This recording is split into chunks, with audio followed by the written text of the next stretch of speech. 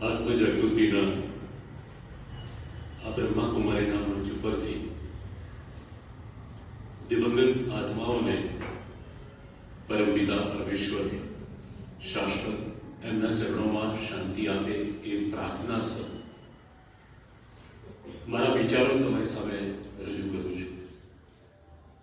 આમ તો એજ્યુકેશન સાથે જોડાયેલો છું, ઘણું કહેવું હતું મને, પણ સ્કેન્ડલ દ્વારા જે શ્રદ્ધાંજલિ પોતાના સ્વજનોને આપવામાં આવી, એ ચહેરાઓની વેદના હું ફીલ કરી શકું.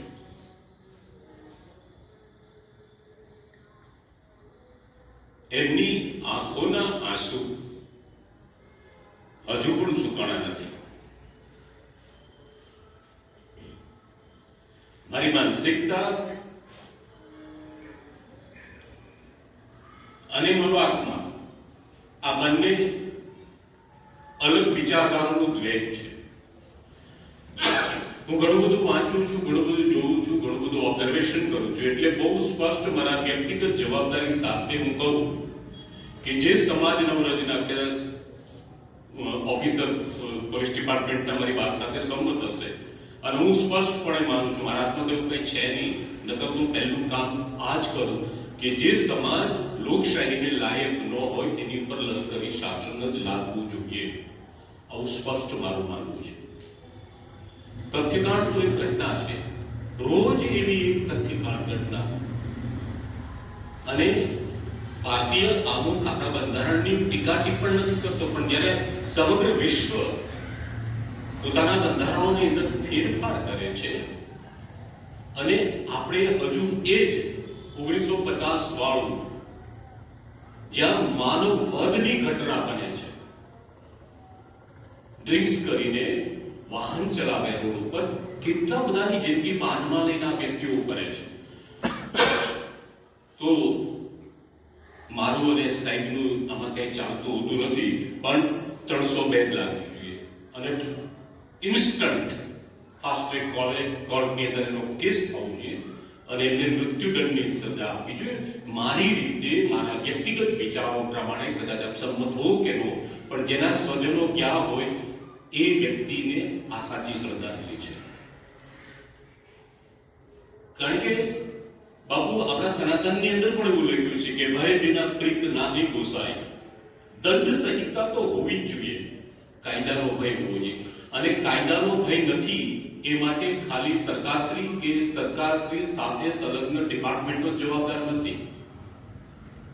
આ પહેલા મારા મિત્ર એક છે જાડેજા સાહેબ આપણી જગ્યાએ હતા, ઘણા પોલીસ ડિપાર્ટમેન્ટના સ્વજન મિત્રો છે, ઘણીવાર મળવાનું થાય, ક્યારેક અંદરની વ્યથા ઠાલવવાનું થાય, પણ એ લોકો પણ મજબૂર છે કેટલીક કાયદાની જોગવાઈ અને આપણી શાસન વ્યવસ્થાની અંદર જે લોપહોલ છે, જે ખામીઓ છે, ખામીઓનો ઉપયોગ આ જે લોકો આ પ્રકારનું બિનકાયદાકીય રીતના કાર્ય કરે છે, જે ટ્રાફિક અધિનિયમ તોડતા હોય કે અન્ય કોઈ, આ એમના માટે છટકબારી નથી, એક મોટો રાજમાર્ગ છે. હવે આ ઘટના છે એ ભારતની અનુસંધાનની છે. વિશ્વ અત્યારે ક્યાં જઈ રહ્યું છે? આપણે કોમેન્ટ્સ કરીએ છીએ ચાઇના માટે કે ચલે તો ચાંદ તક અન્યથા શામ તક. પછી આ તમને નજીકનો દેશ કીધું, ચાઇના, સ્વિટ્ઝરલેન્ડ, ફિનલેન્ડ, અમેરિકા, આ બધા ટ્રાફિકના કાયદા એટલા બધા કડક છે. મારા ઘણા બધા મિત્રો, મારા સ્ટુડન્ટ ફોરેનની અંદર છે, ઘણા વડીલો પણ છે. હું એમને ઘણીવાર વાતચીત કરું કે તમારે ત્યાં અમે આવું કરીએ શું થાય, તો એની દંડની જોગવાઈ એટલી ખતરનાક છે કે સ્વપ્નની અંદર પણ એ ભૂલ કરવાનો વિચાર ન આવે. એમને લાયસન્સ આપવા માટેની વ્યવસ્થા છે. પછી જાપાન લઈ લો કે ફિનલેન્ડ લઈ લો, તમે ગૂગલમાં સર્ચ કરી જોજો.